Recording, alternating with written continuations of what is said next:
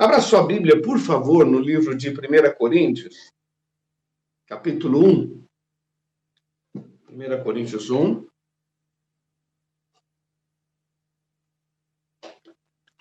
O verso 25, por gentileza.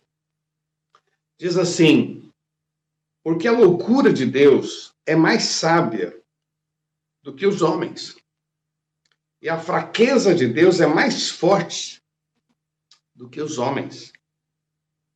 Porque vede, irmãos, a vossa vocação, que não são muitos os sábios segundo a carne, nem muitos os poderosos, nem muitos os nobres, que são chamados. Ok? Mas Deus escolheu as coisas loucas deste mundo para confundir as sábias. E Deus escolheu as coisas fracas deste mundo para confundir as fortes. E Deus escolheu as coisas vis deste mundo e as desprezíveis e as que não são, para aniquilar as que são, para que nenhuma carne se glorie perante ele, em nome de Jesus. Vamos orar? Pai, nós nos colocamos nas tuas mãos e pedimos a tua bênção, Senhor. Senhor, eu preciso de ti, da tua unção, para ministrar e abençoar este povo. Tu conheces o coração de cada um, tu sabes, ó Deus, das necessidades. Nesta manhã, Senhor, nós estamos reunidos aqui para celebrar e para abençoar e para rever, ó Pai, algumas questões que a tua palavra diz e que nós vivemos. Dá-me graça, Senhor, para ser um canal de bênção sobre cada vida. Eu preciso de ti, Senhor. Lava-me no sangue de Jesus.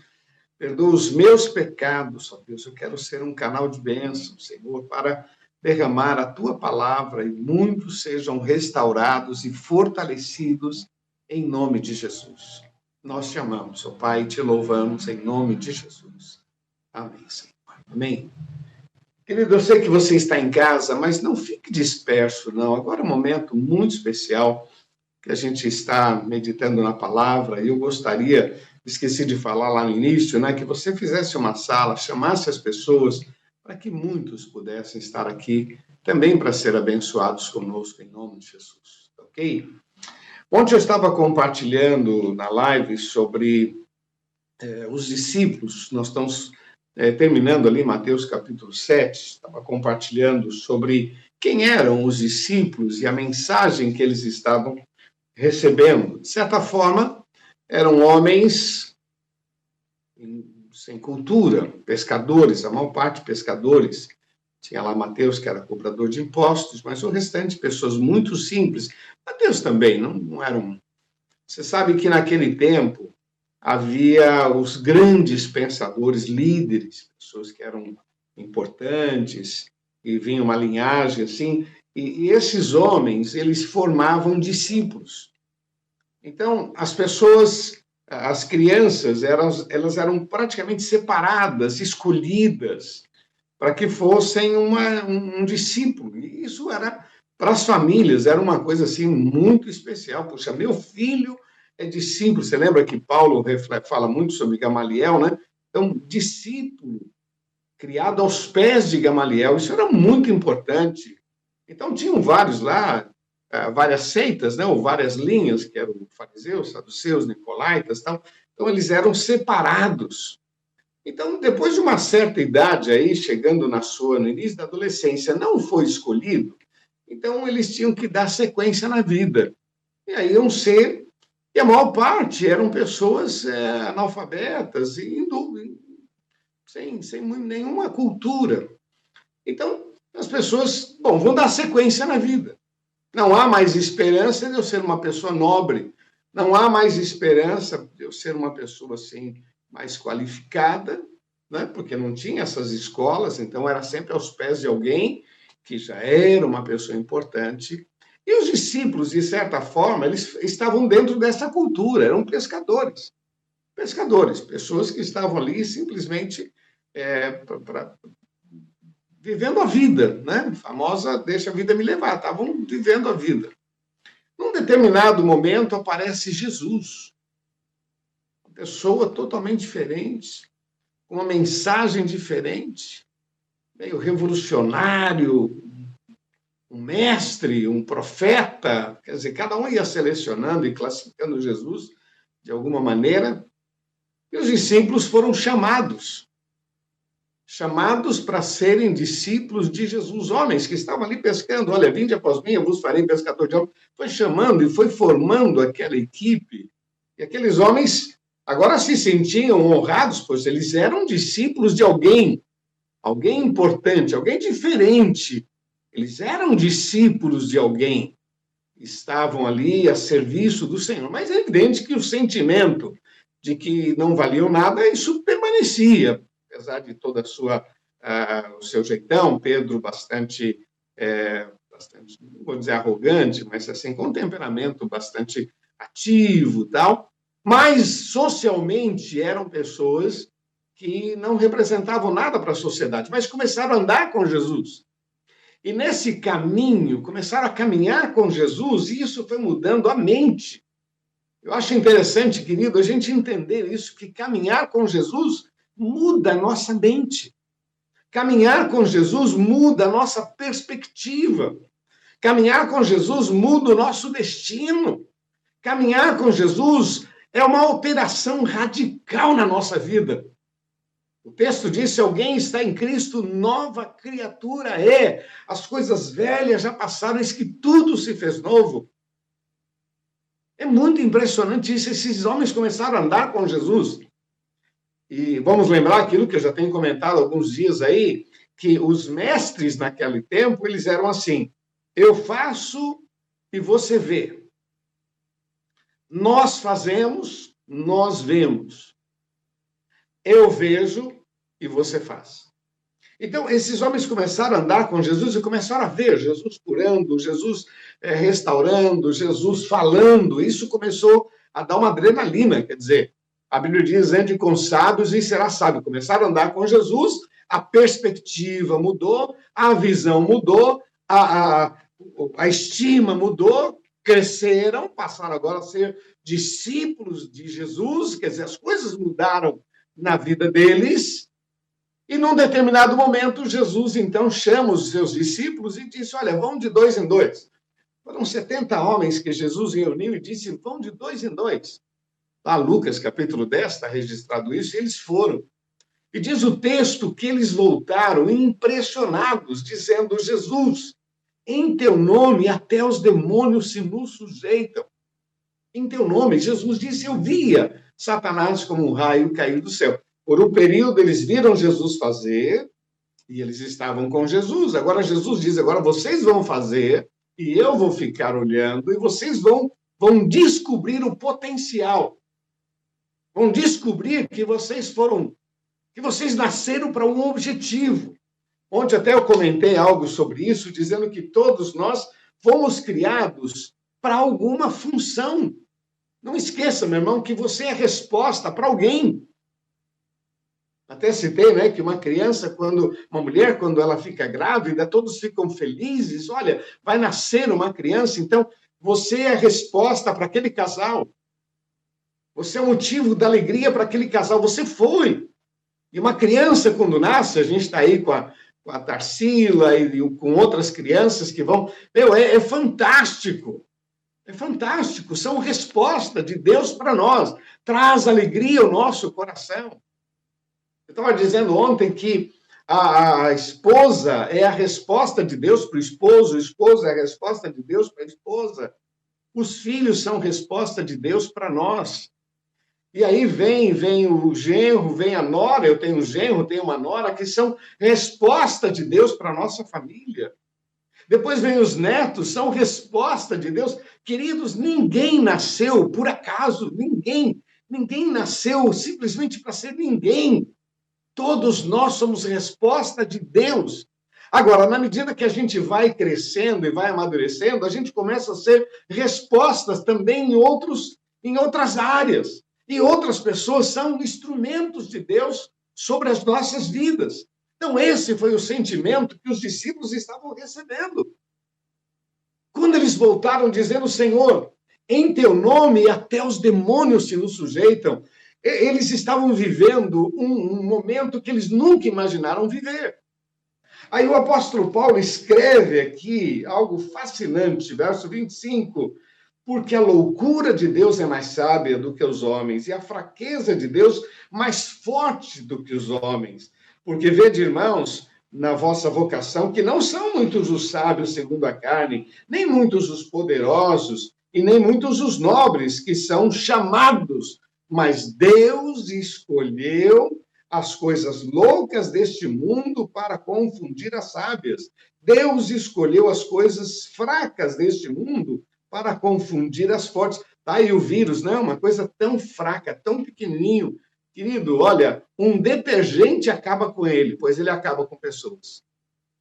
Um detergente, uma coisa tão pequenininha que a gente nem vê, acaba estando espalhado por tudo quanto é lugar, e a gente tem que andar de máscara, e tem que lavar a mão, e álcool gel, e a gente fica nessa adrenalina. Quem está, o vírus está num pacotinho, está numa fruta, onde está o vírus, nós não...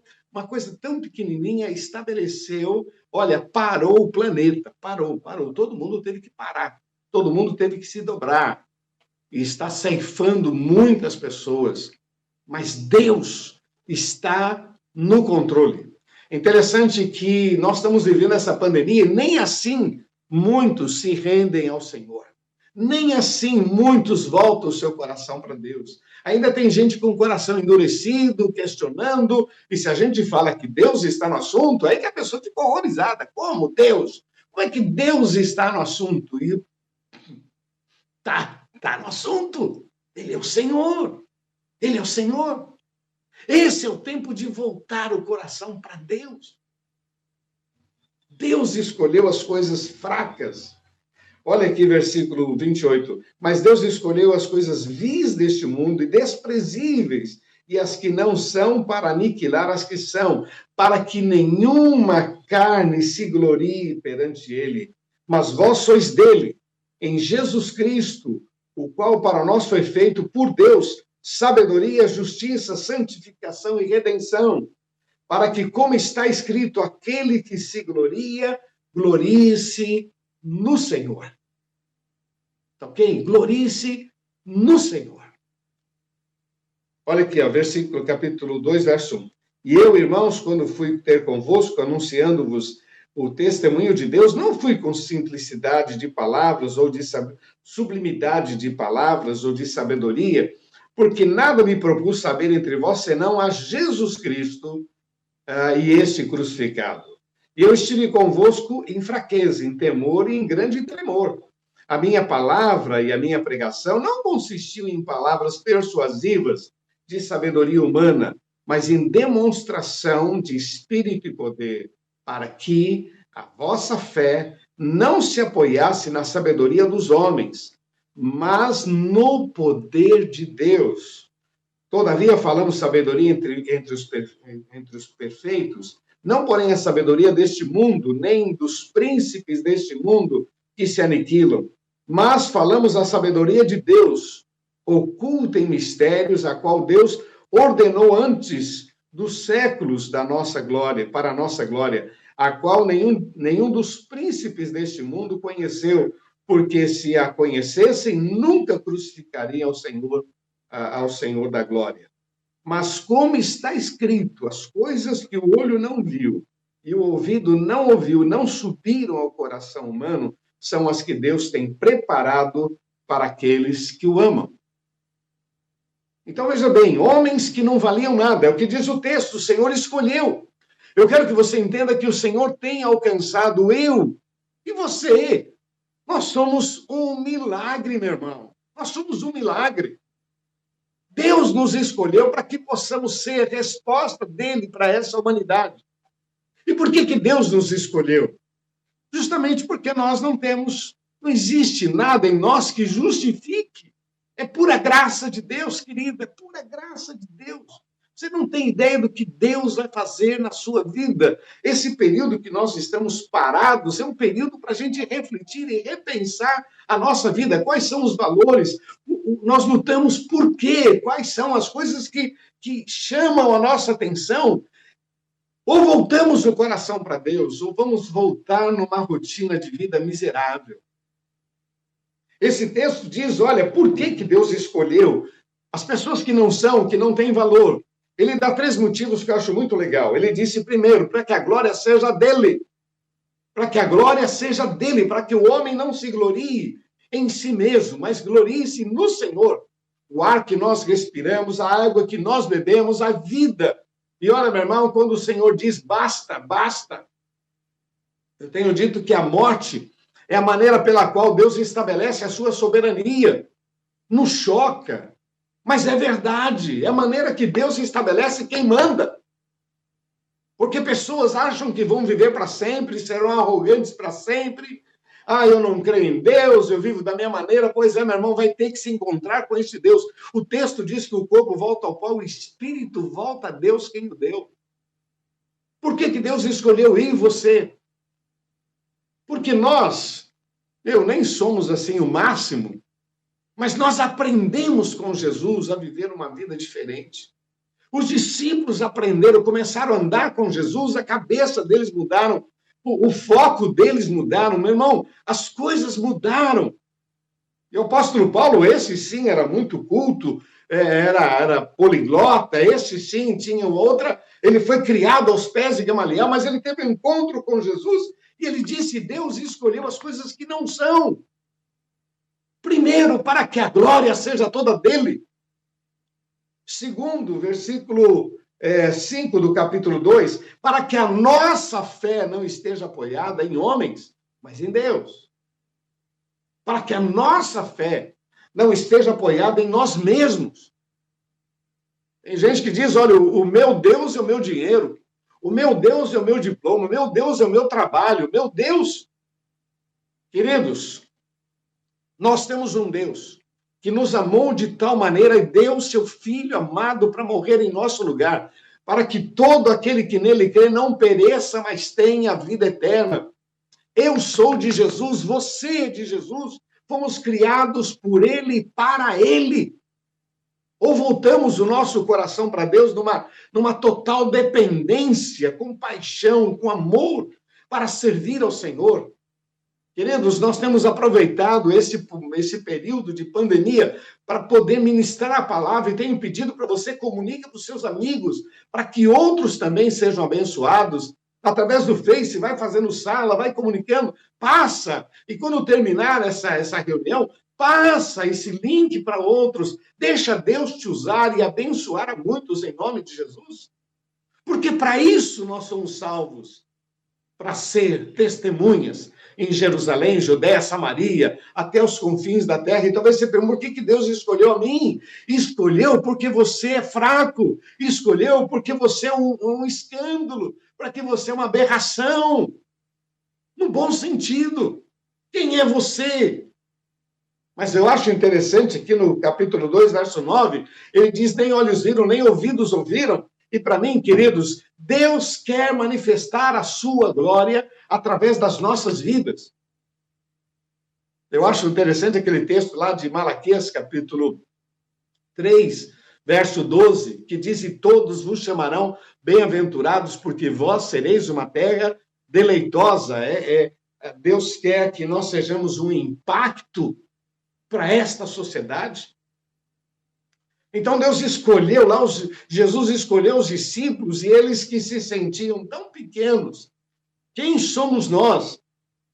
Somos discípulos de Jesus, mas quem somos nós? Pescadores, pequenos.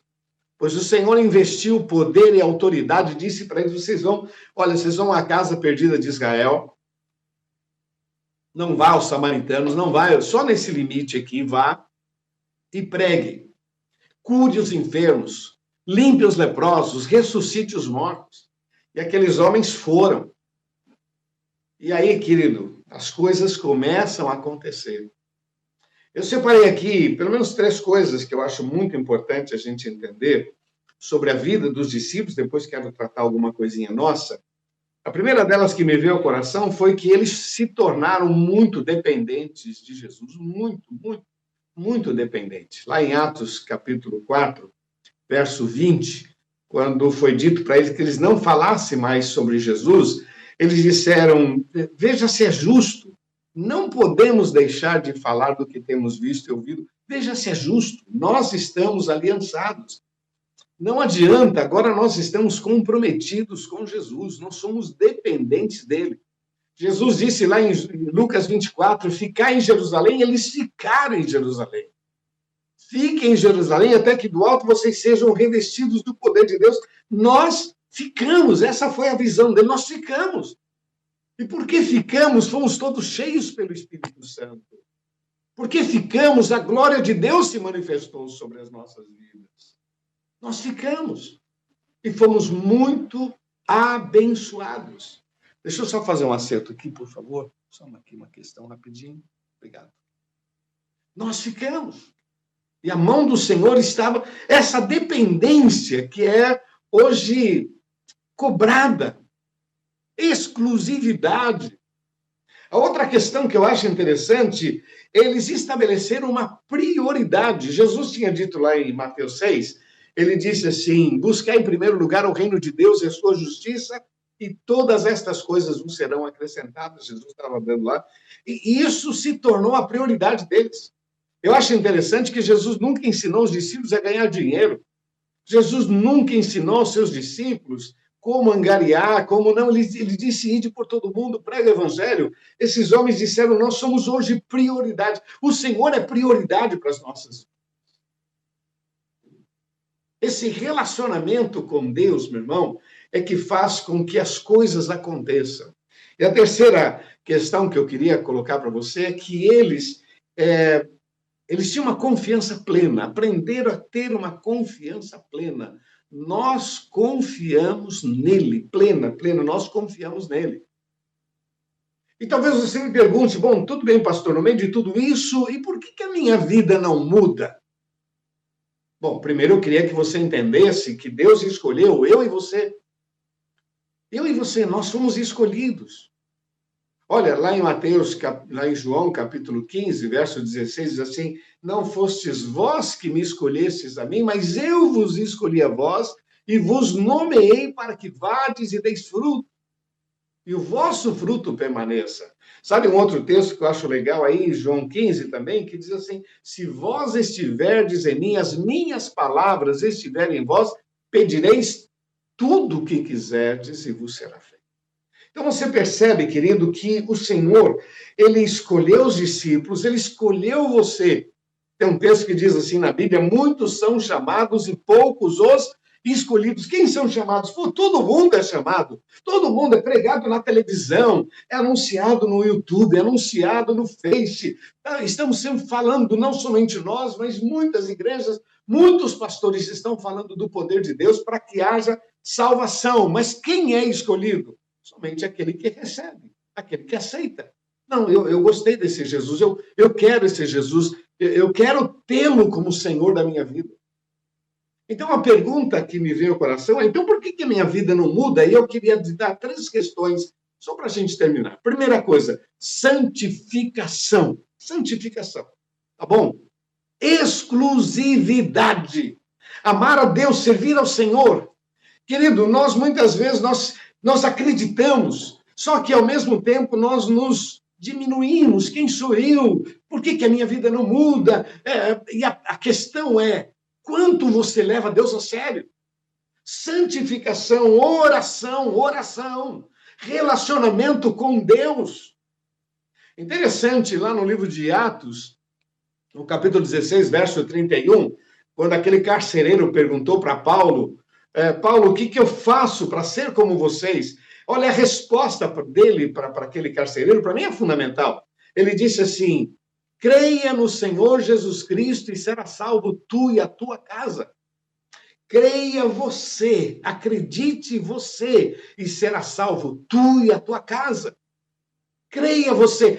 Eu não mudo de vida por causa do outro. Eu não mudo de vida por causa do governo. Eu não mudo de vida porque os meus amigos. Eu não mudo de vida porque é minha mãe, porque é meu pai. Eu não mudo de vida. A minha vida é muito difícil porque os outros me atrapalham a ser santo. Os outros me atrapalham, queridão. Para. Deus te escolheu para fazer diferença. A questão é, quem é o Senhor na tua vida? Qual é a paixão que você tem por ele? Qual é o amor? Querido, nós temos que tomar uma decisão. Os discípulos decidiram deixar tudo e seguir a Cristo. Os discípulos decidiram tomar atitude. Jesus disse, vai, eles foram. Exclusividade, oração, relacionamento com Deus.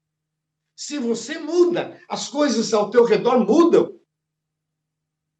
Tem um ditado que diz que quando dois não querem, um não briga. Eu preciso tomar uma atitude. Quanto mais Deus na minha vida, mais... Olha, o texto diz lá em Provérbios assim, sendo os nossos caminhos agradáveis a Deus, sendo os nossos caminhos agradáveis a Deus, ele faz com que a gente tenha paz até com os nossos inimigos. Então, quando eu digo santificação, eu vejo Paulo escrevendo, Deus escolheu as coisas loucas deste mundo, Deus escolheu para que a glória seja dele, Deus escolheu para que a nossa fé esteja fundamentada nele, não na sabedoria humana. E Deus escolheu para que a glória dele seja vista nas nossas vidas. A primeira questão que eu quero dar para você, primeiro desafio, santificação. Você diz santo porque eu sou santo? Uma atitude, creia no Senhor Jesus Cristo e será salvo tu e a tua casa, creia você. Mas o segundo aspecto que eu acho muito interessante, que eu queria deixar para você, é iniciativa. Eu gosto muito dessa frase, dessa palavra, iniciativa. Marcos capítulo 9, verso 23, tem uma expressão que eu acho muito legal. Tudo é possível que crê. Aquele pai tinha um filho possuído por um espírito mau, e ele diz, Jesus, se o senhor pode fazer alguma coisa, faça. Jesus disse, não, se você pode crer, tudo é possível crer. Ah, meu irmão, já vi pessoas dizendo que não vejo a hora de ir para o céu. Não vejo a hora de ir para o céu. E aí? E o mundo aqui? E as coisas? Não vejo a hora de ir para o céu. O camarada fez aí contas. Tomara que Jesus volte hoje. Se voltar hoje, não preciso pagar. Quer dizer, a paixão dele não é pelas coisas de Deus, e sim para se safar de algumas coisas. Iniciativa. Jeremias, separei aqui, capítulo 29, do versículo 5 em diante, ele tem uma expressão, o versículo 11 é muito legal, que diz, eu sei o pensamento que penso de vós, pensamentos de paz e não de mal, para vos dar o fim que esperais. Eu acho muito legal esse versículo, que Deus dizendo, eu sei o pensamento, eu sei o que eu penso a seu respeito, são pensamentos bons, de bênçãos, de milagres, para vos dar o fim que desejais.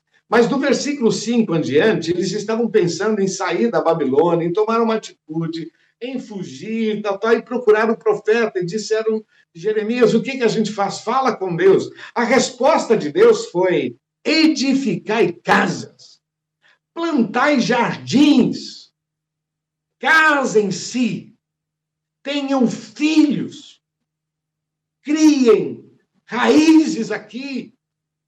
Estava na Babilônia, não estava em Jerusalém, não estava em Israel, está na Babilônia. E o Senhor disse, eu sei o pensamento que penso de vós. Esse é o tempo de vocês agirem, tomem iniciativa. Sabe aquele negócio? Eu não sei o que vai ser, então não vou fazer nada. Meu irmão, me perdoe a expressão, mas eu também já fui assim, viu? Eu me lembro quando nós chegamos em Santos, lá na Pedro Lessa, a nossa igreja era pequenininha, e a gente tinha essa visão de gafanhoto também. Então, nós tínhamos algumas coisas que a gente poderia fazer para melhorar, e a gente não fazia porque a casa era alugada. Então, a gente poderia melhorar, mas vamos fazer uma melhoria numa casa alugada? A gente podia fazer um telhadinho, mas vamos fazer um telhadinho na casa alugada? A gente podia, tudo era casa alugada, então não vou investir na casa alugada. E essa cabeça de gafanhoto que a gente tinha trouxe muitos prejuízos para a gente. A gente fez uma cobertura de lona, quando chovia, aquilo virava uma vergonha. Deixamos de fazer um monte de coisa porque era casa alugada. A gente não percebia de que aquela era a casa que a gente morava. Ah, mas eu vou fazer, isso aqui vai ficar para o proprietário. Larga a mão de ser mesquinho, meu irmão. E sabe o que aconteceu? Quando nós alugamos ali na Conselheiro Neves, nosso 735, onde hoje é a Operação Vida, ali nós alugamos aquele local. E alugamos e construímos a nossa igreja. As pessoas diziam, vocês são loucos, vocês estão construindo num lugar alugado, mas era para o nosso conforto, era para que a igreja pudesse crescer. Construímos ali nosso templo, aquela bolha, construímos salas, construímos. Sabe o que aconteceu depois? Nós compramos esse local, nós construímos, teoricamente aquilo ia ficar para o proprietário, depois nós compramos. Sabe onde é a Unimed, na Conselheiro Neves? Então, esse local nós alugamos e aí nós construímos. Boa parte das coisas que você vê ali é uma construção nossa. Nós construímos ali uma igreja. Ah, meu irmão, nós fizemos uma obra tremenda ali. Sabe, meu irmão? Esse local nós não compramos, mas por causa de que a igreja cresceu, nós compramos na Washington Luiz. A gente precisa ter uma visão um pouquinho melhor, sabe? Deixar de ser gafanhoto. Iniciativa, iniciativa. Deus está dizendo para Jeremias e para o seu povo, vai, sabe, edifica a casa. Não, mas aqui não é minha terra. Não é, mas é onde você está agora. Iniciativa, faça alguma coisa. Deus escolheu você para que você seja a resposta, para que você seja a bênção. Quantas vezes nós somos medíocres, pequenos? Ah, não sei, porque se eu fizer, os outros... Para! Mova-se! 3 questões que eu quero terminar aqui falando com você. Primeira delas, santificação. Leve Deus a sério. Estabeleça limites para a tua vida. Ame ao Senhor, sirva ao Senhor. Ore mais, busque mais, clame mais, fale mais da tua dor, da tua aflição. Senhor, eu estou com medo. Fala com o Senhor, derrama a tua vida. Creia no Senhor Jesus e vai ser salvo tu e a tua casa. Milagres acontecerão a partir da tua vida. Segundo, iniciativa. Mova-se. Mova-se. Peça a Deus graça. Está fazendo alguma coisa e não deu certo? Então faça outra. Não deu certo? Faça outra. Todas elas serão aprendizado. Meu irmão, a história está cheia. Thomas Edison fez um monte de experiência até chegar na luz. Quantas coisas fez. Walt Disney fez, faliu várias vezes até chegar. E assim todos, meu irmão, todos aqueles que partem para experimentos, você vai ver como essas pessoas, elas erraram e acertaram. É assim. Vai, meu irmão, mova-se. Jesus está dizendo para os seus discípulos, vem comigo, eles foram. Esse andar com Jesus mudou a cabeça deles. Santificação, iniciativa. Mas a terceira questão que eu considero, sim, muito importante, meu irmão, não abra exceção para você, não dê lugar ao diabo, não abra exceção. Às vezes a gente vai abrindo, permitindo que o mal, eu penso, não é o que você pensa, é o que a Bíblia diz. Por isso estamos sempre ministrando a palavra, dizendo, irmão, olha até que é Bíblia, olha o que a palavra de Deus diz, olha, nem olhos viram, nem ouvidos ouviram, está escrito aqui, olha, você não tem ideia do que Deus vai fazer, mas volta o teu coração para Deus. Volta. Eu até separei um versículo aqui que eu acho muito legal, Efésios 4, 27, onde diz não deis lugar ao diabo, mas Mateus 26, 41, Jesus disse, vigiai e orai. Vigiai e orai, para que não entreis em tentação. Vigiai e orai. Cuidado. Às vezes a gente dá uma pequena... eu me conheço, eu sei até onde os meus limites. Não sabe não, meu irmão. A carne é fraca. Ela é traiçoeira. Abrir um pouquinho, meu irmão, é uma fresta. Você sabe disso, é uma fresta. É uma pequena abertura. Dali, um grande problema acontece. Esses discípulos se tornaram grandes porque também tomaram atitudes muito sérias. Jesus se tornou a prioridade da vida deles, paixão, relacionamento, e dali para frente, meu irmão, as coisas aconteceram. Eu quero que você entenda o seguinte, o texto é muito claro dizendo que as bênçãos nos alcançarão. A palavra de Deus diz que esses sinais seguirão os que crerem. A decisão de viver uma vida santa, reta, é nossa. Eu não estou dizendo que você vai ser santinho, agora não vou pecar mais. Não é isso, meu irmão. mas que a gente vai procurar viver uma vida reta e santa diante de Deus, vamos. Não, eu quero viver o que Deus tem para minha vida. Os planos de Deus são bons, agradáveis e perfeitos. O que Deus tem para as nossas vidas é algo tremendo. Quem quer que você se sinta um miserável, um pequeno, é Satanás. Porque Jesus te salvou para que a glória dele seja vista na tua vida. Pense em tudo isso, querido. Raciocine. Como vai a tua vida com Deus? Vai continuar vivendo a mesma vidinha, a mesma coisa? Nós vamos passar essa pandemia, puxa, voltamos. Ah, meu emprego, meu irmão, fala com Deus. Fala com Deus.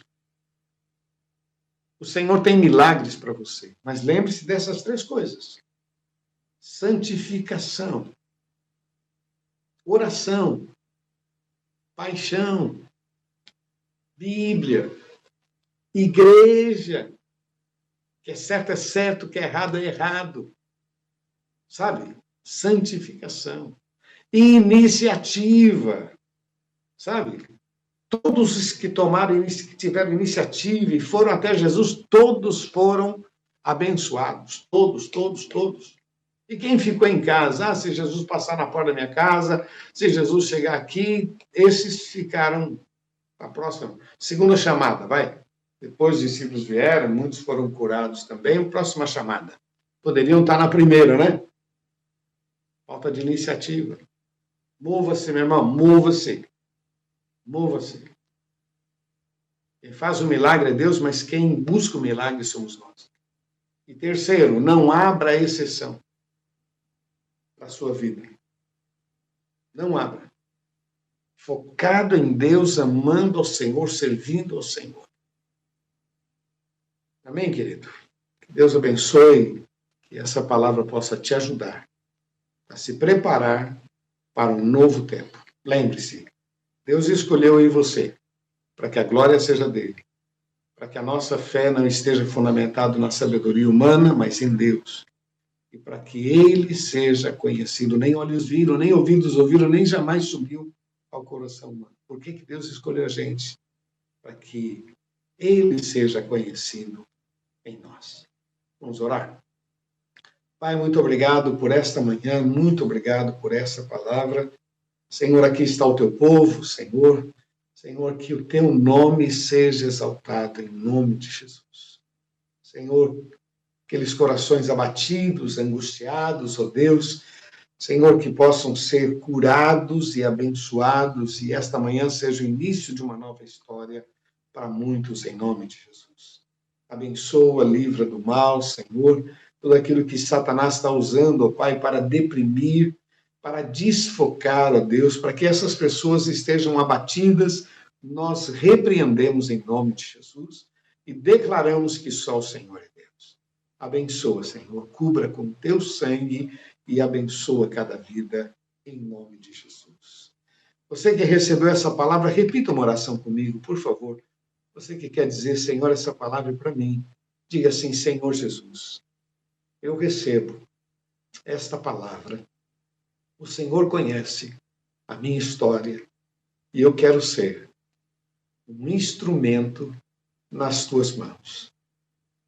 Eu te amo e dependo de ti, em nome de Jesus. Amém, Senhor. Amém.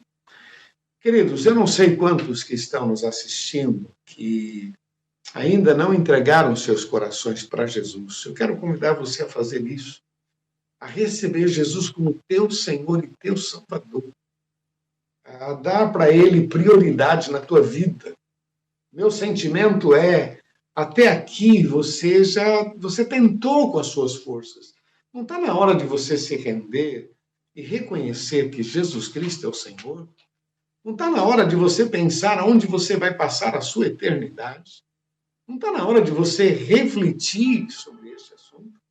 Eu gostaria que você parasse e pensasse e entregasse o seu coração para Jesus agora em nome de Jesus. Tá bom? Você que deseja dizer: Deus, muda a minha história. Eu quero que você repita uma oração comigo em nome de Jesus. e eu depois quero orar com você, tá bom? Feche teus olhos e repete do fundo do teu coração, com sinceridade. Diga assim: Senhor Jesus, eu entrego nas tuas mãos a minha vida. O Senhor conhece a minha história, meu passado. Eu preciso de um milagre. Perdoa os meus pecados. Escreve o meu nome no livro da vida. Eu preciso de ti, em nome de Jesus. Eu quero orar com você. Pai, estende as tuas mãos sobre estas vidas. Tu conheces cada coração, Senhor, e muitos hoje estão se rendendo e dizendo: Deus, muda a minha história. Um dia o Senhor mudou a nossa, um dia o Senhor perdoou os nossos pecados, um dia o Senhor fez milagres. Nós te louvamos. E assim nos colocamos nas tuas mãos, abençoa cada vida e livra de todo mal, em nome de Jesus. Nós te amamos e te louvamos, em nome de Jesus. Amém, Senhor. Amém. Querido, você que repetiu essa oração, eu queria que você escrevesse aí embaixo: eu orei, ok? Você que fez essa oração com sinceridade, escreve assim: eu orei, eu orei. E a gente quer continuar orando e abençoando a sua vida em nome de Jesus, tá ok? Outra coisa que eu queria que você pudesse compartilhar essa mensagem, né? Hoje a gente tem a chance de até amigos que não ouviram, que você não conseguiu, você tem como compartilhar, transmita esta mensagem, espalhe esta mensagem pelos seus amigos, pelos seus contatos. Na verdade, seja você um semeador, você está lançando a semente, o que Deus vai fazer é o que Deus vai fazer em nome de Jesus, tá bom? Que Deus abençoe muito a sua vida, em nome de Jesus.